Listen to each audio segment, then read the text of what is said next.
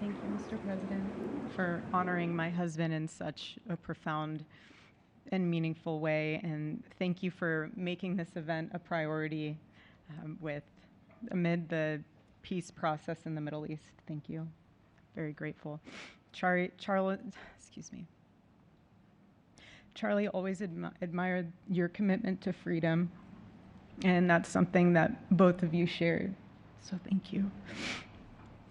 Your support of our family and the work that Charlie devoted his life to will be something I cherish forever, so thank you. To our gracious First Lady in her office for making this event possible, thank you as well. It's beautiful. To Vice President and the lovely Usha Vance, your friendship has been an unbelievable encouragement. Thank you. And to all our friends and family that are here and watching from all around the world, thank you for loving us. Thank you for praying for us and for believing in what Charlie believed in. And to our Turning Point USA staff and the Charlie Kirk Show staff, we love you more than you could ever know. And to the Turning Point USA chapters that are watching all across America right now, you are the heartbeat of this future and of this movement. Everything that Charlie built, you guys are the legacy holders of that. You are living proof that his mission did not die with him. It lives through you. And Charlie always said the next generation will decide whether freedom endures. And because of you, I know that freedom will endure. It will. And today we're gathered not only to celebrate Charlie's birthday, but to honor a truth that he gave his entire life to defend, and that's freedom. The very existence of the Presidential Medal of Freedom reminds us that the national interest of the United States has always been freedom. Our founders etched it into the preamble of our Constitution, and those words are not relics on parchment. They are a living covenant. The blessings of liberty are not man's invention, they are God's endowment. Charlie lived for those blessings, not as abstract words, but as sacred promises. He used to love to journal about this topic all the time, and with such a heart postured of gratitude. And he believed that liberty was both a right and a responsibility. And he used to say, freedom is the ability to do what is right without fear. And that's how he lived. He was free from fear. He was free from compromise, free from anything that could enslave his soul. His name, Charles, literally means free man. And that's exactly who my husband was. He was a free man. And from the time I met him, sitting across from him, being interviewed on politics and philosophy and theology, anything that Charlie loved, any topic he loved, and I just saw the fire in his soul, and there was this divine restlessness within him that came from knowing God placed him on this earth to protect something very, very sacred for all of us. And he never stopped fighting for people to experience freedom. He didn't. Charlie often said that without God, freedom becomes chaos. And he believed liberty could only survive when anchored to truth. And I remember in one of his speeches, he told the audience that the opposite of liberty isn't law. He said it's captivity. And that the freest people in the world are those whose hearts belong to Christ. But what's so powerful is that Charlie had the ability to communicate so brilliantly across all generations. And he reminded us that in a world that tells us freedom is doing whatever you want to do, the real freedom is the power to live freely and to do what is right. And in one of his journal entries, he wrote that he wanted everyone to know that you can't have liberty without moral responsibility. Freedom divorced from faith eventually just destroys itself. And what's so fascinating about all of this is looking back these past 12 years of Turning Point USA and his mission, there's almost this veil of sacredness. Because what I realize is that while he was building an organization, he was also building a movement, one that called people back to God, back to truth, and a movement that was filled with courage. And ironically, for a man who impacted millions, Charlie never desired to be the center of attention. He just wasn't. My husband was not a man of extravagance. He loved simple but deeply meaningful things, truly. He loved his late night walks. He loved buying more books than he could ever read because he felt there was no such thing as a book budget. And he loved being able to read to our kids the same bedtime story on repeat because he knew it was their favorite. But to him, that was special. And he loved to sit in the sun on a Saturday morning with his cup of decaf coffee, and his phone was off because he was honoring the Sabbath.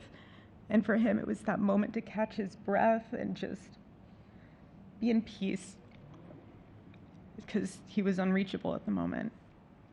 And he preferred quiet birthdays. But that never stopped me from telling him. I told him every single year, I said, baby, I love your birthday.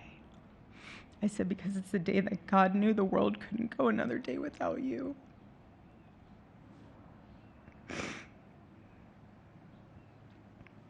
And so the rhythm of our usual birthday celebration for him was mint ice cream, mint chocolate chip ice cream. He only had it twice a year, on his birthday and 4th of July. It's just, and then after that, it was back to work as usual. But last year, his one birthday wish was to see the Oregon Ducks play the Ohio State.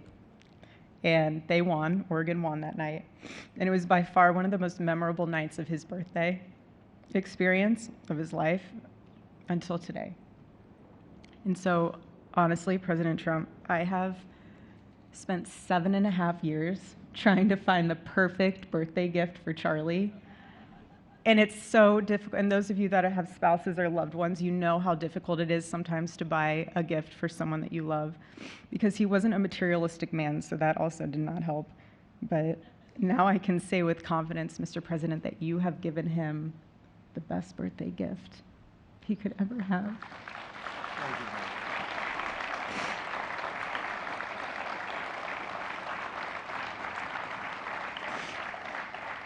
It's such an honor and the recognition of a life lived for defending freedom. And that's what Charlie fought for until his last breath.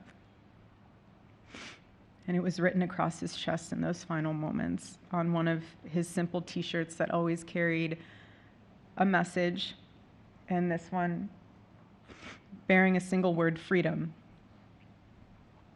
That was the banner over his life, and that shirt was a declaration. The same declaration he made in every speech, every campus visit, every time he shared the gospel at a church, every sleepless night that he would spend praying for the youth of this nation and planning for the future of our country, and just impressing upon them that when we defend liberty, we defend the soul of our nation. My husband never told anyone what to say. He never did. He never told anyone what to say. He would just encourage them to think. He would encourage them to think outside of the traditional political labels. He would want them to think in a way that was anchored in wisdom and truth. But he would never tell anyone what to say. Charlie wasn't content to simply admire freedom. He wanted to multiply it. He wanted to multiply freedom. He wanted young people to taste it and to understand it and defend it. He wanted them to see that liberty isn't self-indulgence, it's self-governance under God. He wanted them to see that. And every day I'd see him getting ready for work. He'd put on his cross necklace, he'd put his ring on his finger. And the boldness in his demeanor was always fearlessness. He wasn't afraid. He was never afraid. In his daily actions, whether in office or on campus or at a church, it was always without fear. That was his creed. That is how he lived out every single day. He didn't fear being slandered. He did not. He didn't fear losing friends, I can tell you that. He didn't. He didn't care. He stood for truth and stood for freedom, and he did not, everything else was just noise to him. And it's because his confidence in Christ was absolute. That's why. There was no limit to what he would have sacrificed to defend freedom for all. And if the moment had come, he probably would have run for president, but not out of ambition. He would only have done it if that was something that he believed that his country needed from a servant's heart standpoint. And Charlie lived only 31 short years.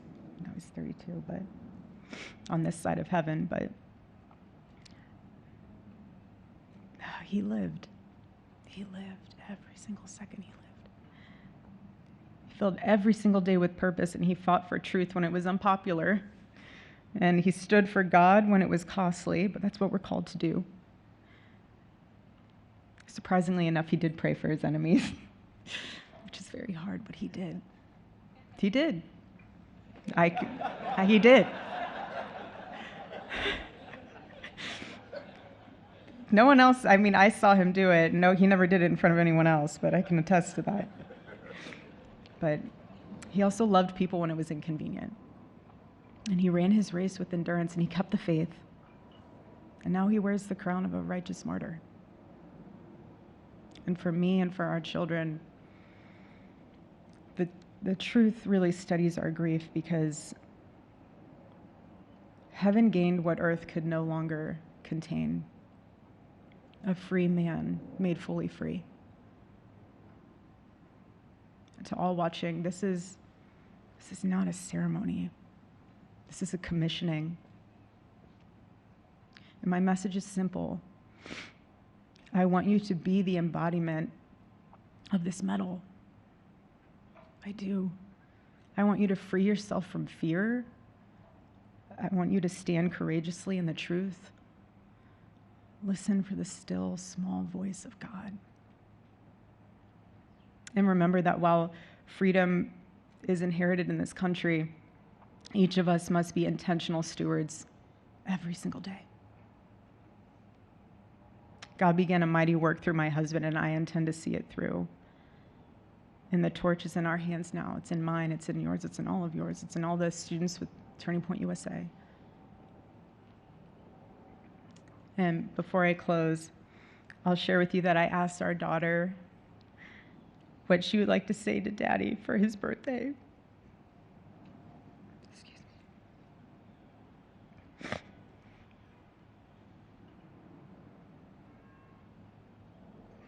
She said, "Happy birthday, Daddy. I want to give you a stuffed animal.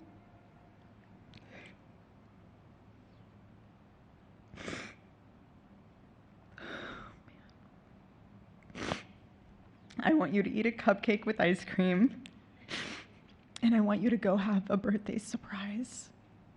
I love you," is what she said. And while our son, he's precious, he can't yet speak, in classic Kirk family fashion, his actions spoke louder than his words, and his gift to you, Charlie, and myself for that matter, was deciding to become the man of the house and be fully potty trained at 16 months. But Charlie, baby, I know that you're celebrating in heaven today, but gosh, I miss you. We miss you. And we love you, and we promise we'll make you proud and Charlie's life was proof that freedom is not a theory, it's a testimony.